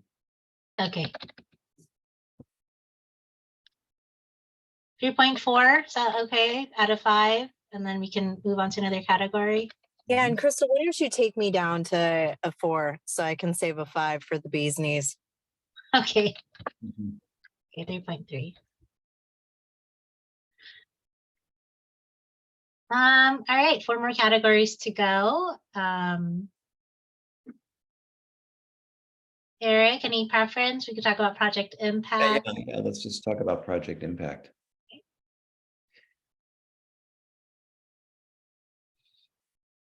It looks like between a meets and exceeds for this category as well. I think looking at like amount requested, number of individuals served, I think those were some pretty big factors when the staff met to take a look at it. I think it was 200 estimated, but it was hard to compare on like the extent of services, or like if that number seemed pretty reasonable just in terms of for impact. So that's a pretty high grant amount just for partnership grants for reference, as we've historically have funded. I mean, it depends on the level of engagement. I mean, to help somebody navigate benefits, that's very time consuming. I mean, that's got to be one of the more difficult areas to be working in. So are they going to actually engage one-on-one and stay with people and help them to figure out what they're entitled to and help them advocate to get it? Because if they're doing that, that's a lot. That's an awful lot. I've done that, and I'll tell you, it is extremely time consuming. Yeah, I feel like they have to, Eric, because that's one of their main goals.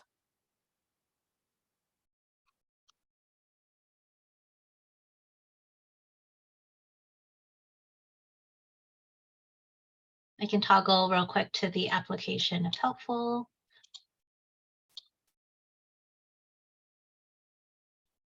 This is the types of services to be provided. Let me know if I should scroll to a different section if helpful.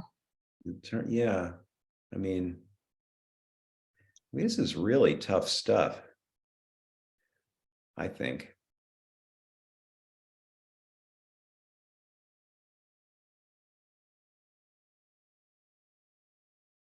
Hmm.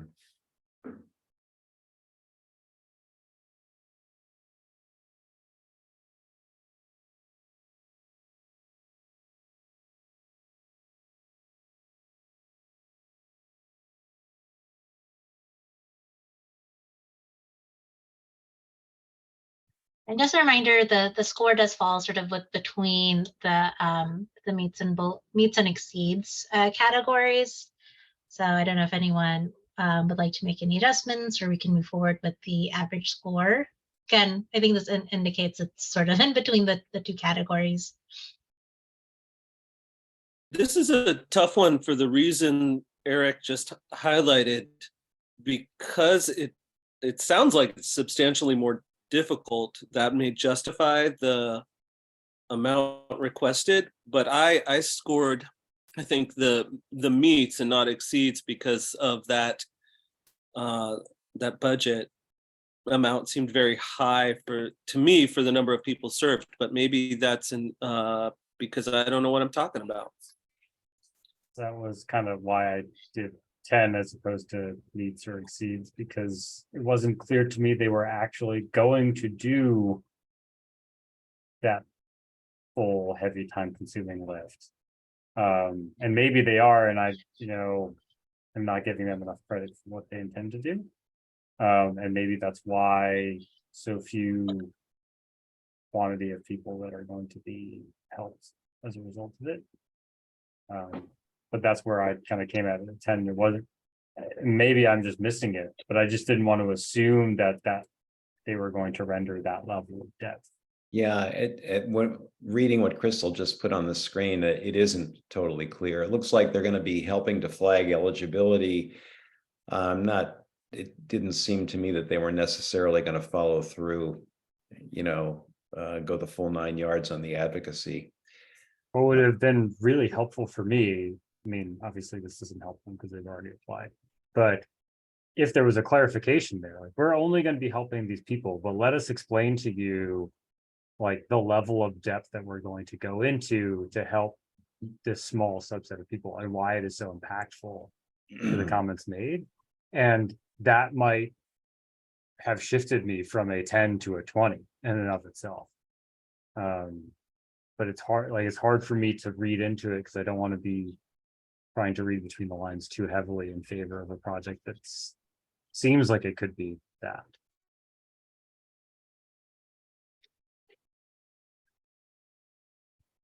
So you actually had them below expectations. Correct, because in my mind, if I'm not making any assumptions about the depth and they're just doing very high level identification of eligibility for a very small population, it seemed like low impact per dollar.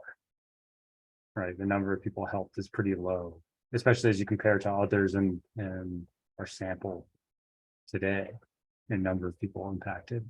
But again, I'll just back, like, guardianship is there's a lot of paperwork, but it's pretty cookie cutter. I mean, you fill out some forms and you got to do service. That's hard. But there's not a lot of judgment, I don't think, that's going to have to take place in individual cases. This is highly individualistic work. Depending on the disability or the condition of the child, the age, the family situation, there are just a million different ways to get benefits. Very technical. I would be willing to move it to 15, and then if they apply again, well, I guess we'll have more detail post evaluation to know whether they were really rendering that level of service.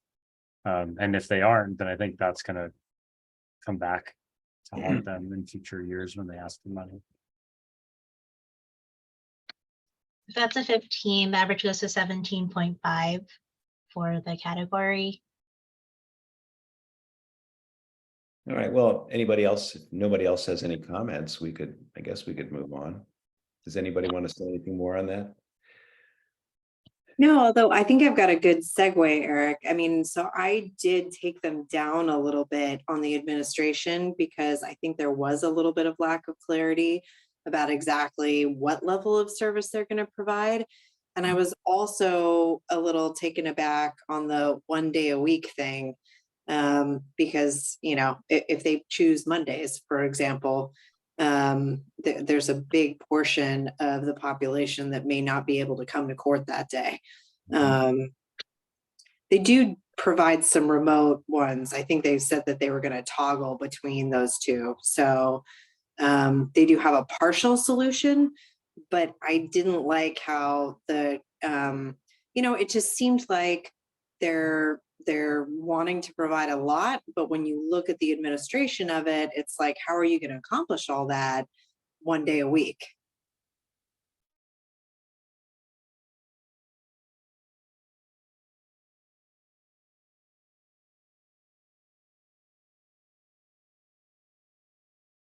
Was this the program that was, I can't find it in my notes, every other week?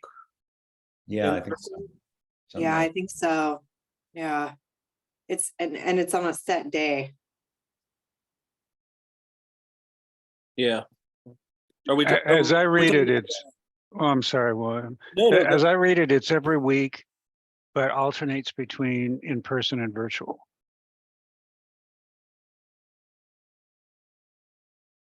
But I agree that was my one, well, I realize my camera's off. That was my one reservation about this program. The budget amount seems high for a 1 day a week program to me. And hopefully that's because they're providing individualized services, right? You know, in follow-up. But that's a hope of mine as opposed to clarity, right? In the application. Fair point. Well, if they were actually providing follow-up, in addition to the whatever formal sessions they have, would that change your ranking, your rating? For mine, I just think that lack of clarity is a little problematic. It would probably bump it up if they had more meat on the bones with how they're going to administer this. I mean, it's a new project. They may not totally know.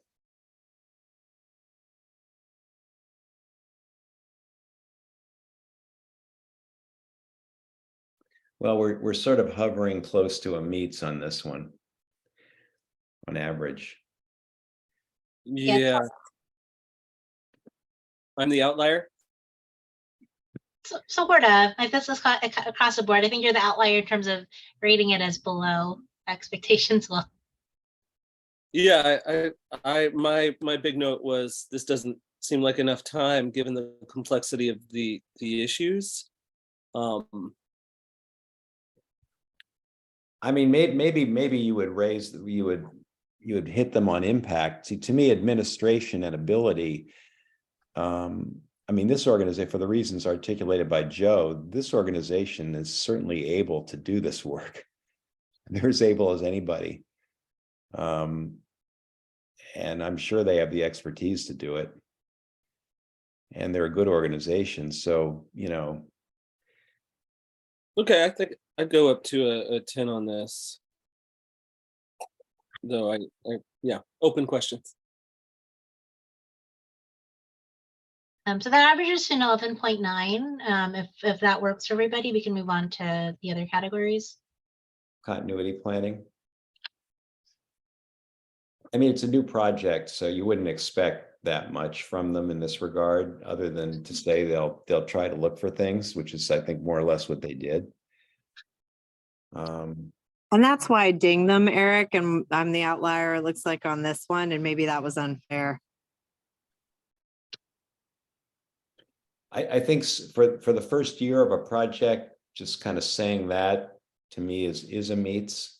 Now, if they get further along, and that's all they're saying, then maybe they're it needs improvement or whatever the lower category is. But for now, I don't know, what they said seemed sort of okay to me. Crystal, can you bump mine up on that to a 10? Yes.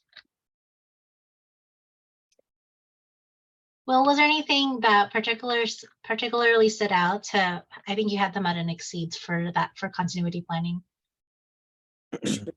Let me check real quick.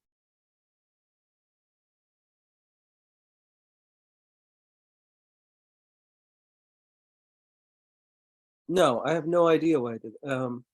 Okay. I'm glad to go with the crowd here. Okay, and then just checking in on Joe, you were at a 15 as well for continuity planning. Sorry, I was muted. Yeah, you can put me at 10.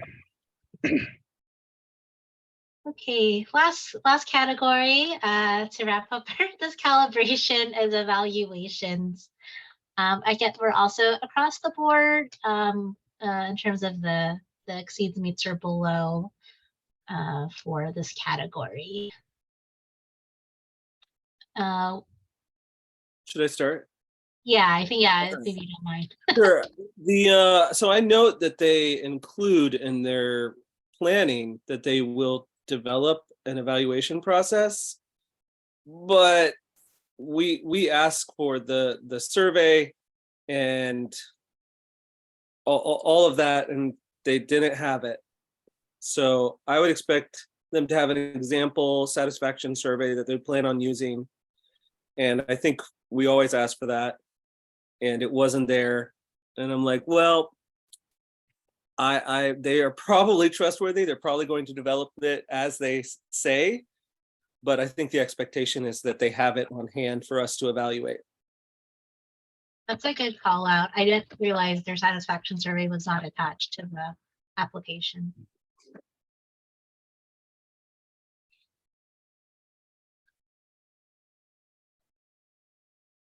Any other comments on that? I am curious. We have two exceeds. I don't know if there were any from Joe and Georgina, if there were anything in the application that stood out.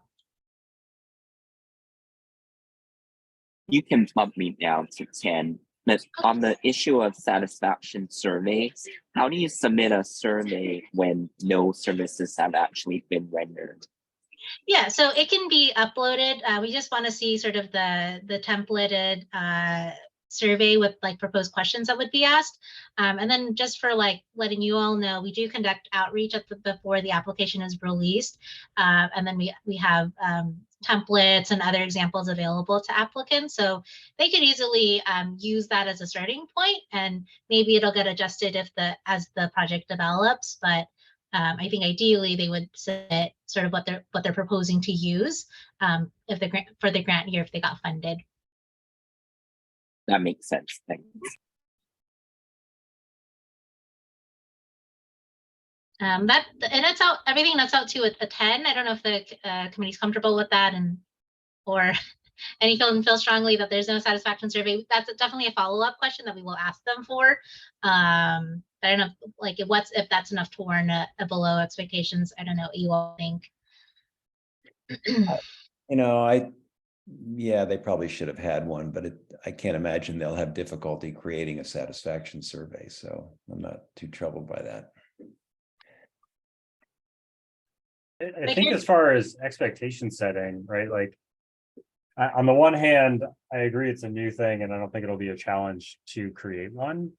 On the other hand, if it's not a challenge to create one, why didn't? Right? Like, yeah, like why didn't you do it and submit it with your application so we could look at it and see if it seemed logical, right? I just think maybe it would be worthwhile to telegraph to folks that if this is a new project and they're proposing what they intend to do for their evaluation, right? they should at least provide a sample or proposed or tentative, that shows they are thinking about the type of survey questions they intend to ask and so on and so forth, that they've given it a thought. Because we haven't, it says upload a copy, but because we haven't been sticklers about it in my experience in the past, I'm fine with the 10 and saying like, well, you're going to develop one. I don't think it's a big deal. Then 10 is fine, but it does kind of beg that question, like, well, it's not a big deal, so why didn't you do it, right? Like, it seems pretty easy for you to do.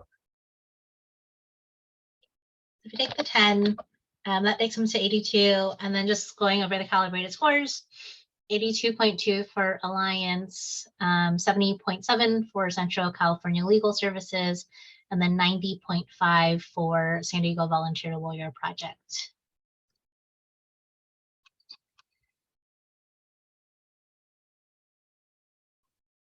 So Eric, it was 80.2 for the Alliance? yes. Okay. So in the past, just to give people a reality check here, when we've had cutoffs in other funding situations, where is it tended to be? Oh, for like average score? No, but when we decide we're gonna fund 100% down to whatever, 80, 70, where is it tended roughly to be? If you remember, Crystal, not that would guide this one necessarily, but just to give people a sense for where this may come out. Historically, for partnership grants, we've typically funded everybody, with the exception of one project because it was just very weak on its face. We did follow up an ad hoc working group because the amount awarded typically was proportionate to the amount that was available.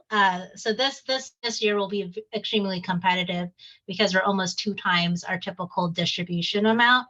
So, I mean, I would say 98 to 100% funded of projects, maybe not wholly funded, but everyone's received partnership grant money before. I don't think this will be the case for the upcoming year because there's so many more, and the high requested amounts are really varied. Thinking of one project that's requesting over 400,000. So something to keep in mind when we look at the bigger picture.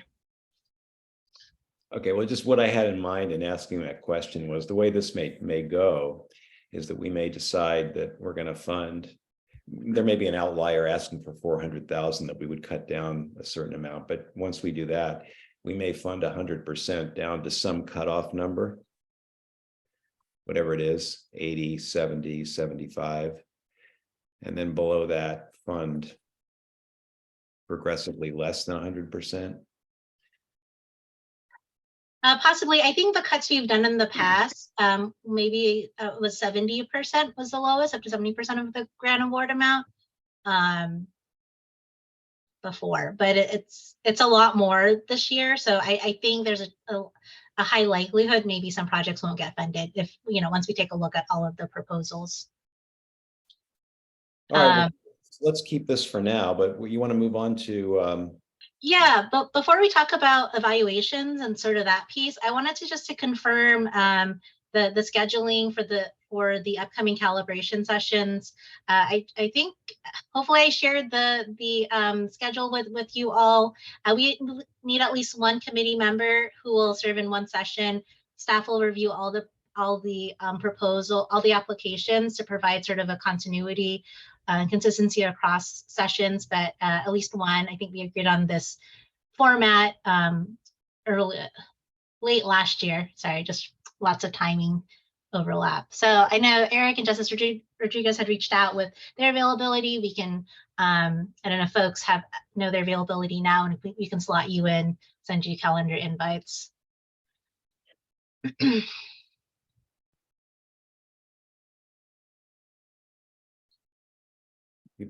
Can anybody jump in now on any of these open slots?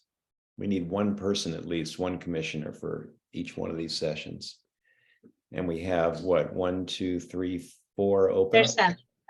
Yeah, four open, but I think there's 7 members, so 1 each seems equitable unless someone really wants to attend more than one session, that works too. But yeah, we just need to get through the application review, calibrate, so we're in line for our May meeting where we'll discuss tentative funding recommendations. I think I'm checking one other date. I will take April 17th. This is Jason.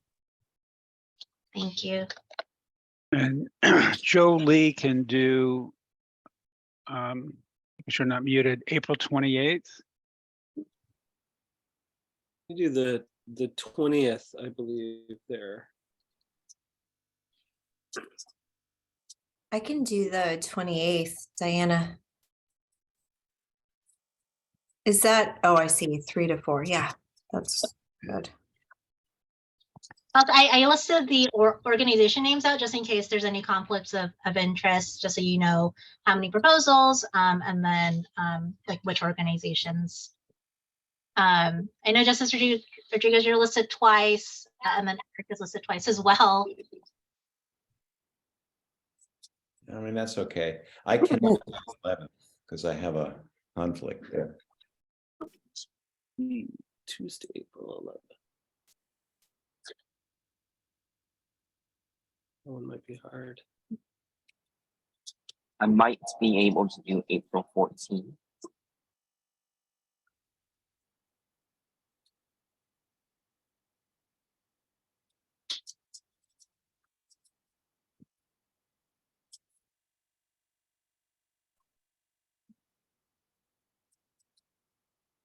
We still need to fill the 11th.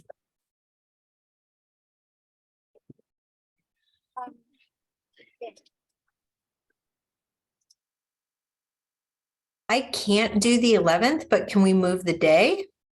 Or is that? Possibly. What's your availability? Well, another option, I'm sorry to interrupt, is you could move me from the 28th to the 11th, since you have Diana as well on the 28th. So the 11th would work for you, Joe? Yeah, I can do that. Don't leave me, Joe.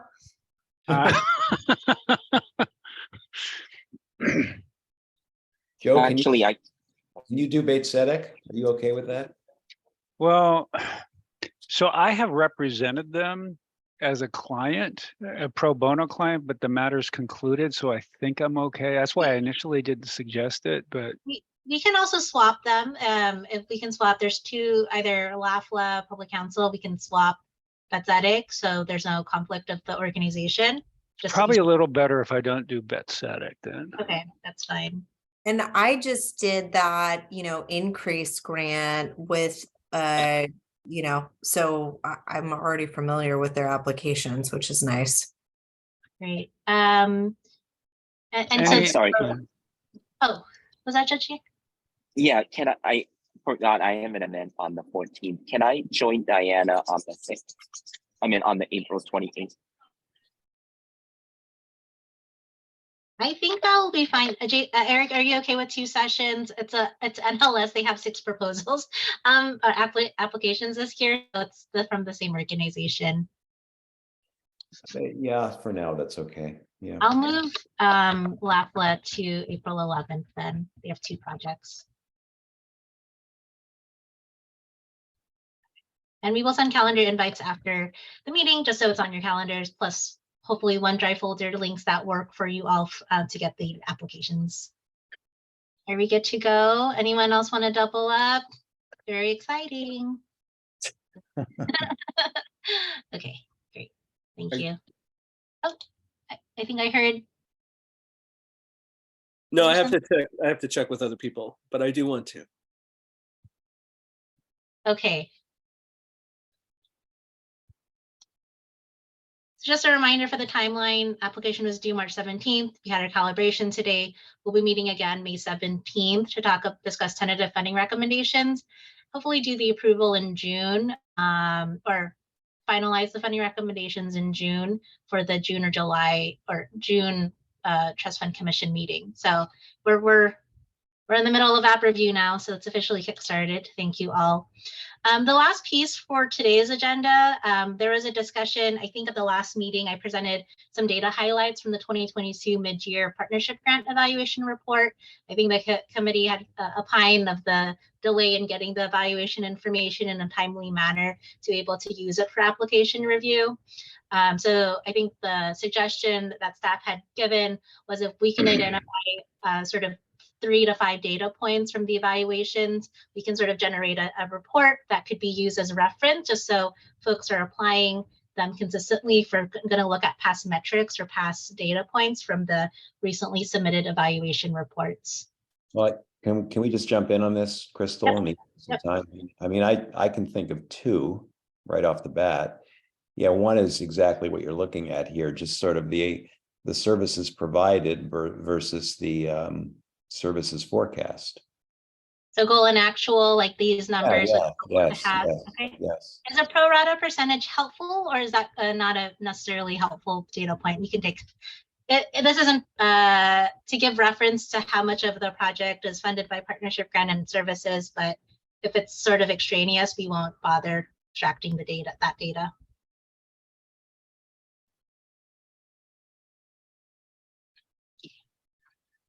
We're okay not to include it. It's fine. So I can take that out. The other piece was the services provided table. We can get all of these numbers for what was provided. Yeah, you said you were going to do 22 workshops. How many did you do? You said you were going to serve 500 individuals. How many did you serve? I mean, that's, that's helpful, I think. One metric that might also be helpful, I believe they promise, you can correct me if I'm wrong, number of court meetings with the court and whether those actually happen. It's a small metric, but are they meeting with the court and as they said they would? Was that a question in the evaluation, Will, like in the evaluation report? They're all pulled from the evaluation reports that we're trying to pull, so it's all in one place. I thought I had seen that, but maybe it's not. Well, this one is great when you're looking at here. Yeah, we have satisfaction surveys. We can pull those. You can put services, actuals versus goals, and then satisfaction survey information. There's just a lot of information in there. I think it would be sort of onerous to look through that full evaluation plus the application. We just want to make this as easy as possible for you all to use. Well, I mean, so the 4B and C are numeric, right? You just kind of extract numbers from the evaluations. Yes. 4D does that requires a lot of staff work. You have to go through. No, we can run a report. These are narrative responses, so we can. The plan, if you all agree, is that we'll just extract it into a spreadsheet, and then it'll be available for your session, like everybody's information, evaluation information. We can pull the responses if this is helpful. Well, that would be great. Okay. Any other data points? Or I won't include the pro rata percentage. It didn't seem to be illuminating for anybody, so that's fine. Would you goal versus actual? Does anybody find this isn't from the evaluation report, this is more from the application, but sort of the dollars per person served, is that meaningful or is that not apples to apples? I was sort of calculating that for the 3 projects we looked at. I'm not sure how meaningful it is, but it might be. PG grant dollars per number of individuals they expect to serve. I think if we were to include that, I'd want to have an understanding of the general population. Like, what's the population of that county that's indigent or qualified for services, right? So that I'd have a little more perspective. But I do think it is useful with a little more context. I think it's useful, but the challenges that we were talking about in the Alliance proposal is that it's not apples to apples, right? Like some of these services are a lot more intensive per individual helped or assisted. So on its face, it seems logical but it's deceptively not consistent. And I was kind of doing something similar, Eric, as I was looking through, like, well, this doesn't seem to be helping a lot of people, and it's a lot of money, so that's not as useful for our dollars, but maybe that's not the best way to evaluate it. I guess- Go ahead, sorry. The other data points that's not included in here, but I think was of interest at the last commission meeting was history of carryover requests, and we can include that. It's not in here, but we can integrate that into the sort of spreadsheet that we share. Just as a reminder, we didn't begin approving carryover requests until the 2021 grant year. Doesn't go far back, but you can see sort of amounts and percentages requested if that's helpful to know, just in terms of administration and implementing the project.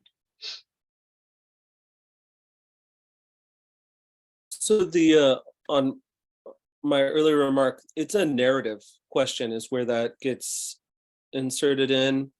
How many meetings were held, who attended them, and what topics were discussed. But I think it's informative to know whether they're following through on those court meetings. That's a great opportunity for them to refine whatever their project is and make sure they're meeting the goals that they've outlined for themselves. Great. Could you pinpoint which section, which number? Well, that would be Sure. helpful. 5B.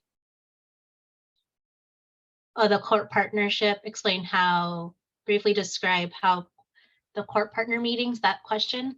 Yeah, and if it could be broken out into how many meetings they were expecting to have, how many they actually had. Are they, partnering with the court? That's the whole thing. Oops. Okay. I'm gonna pull this question.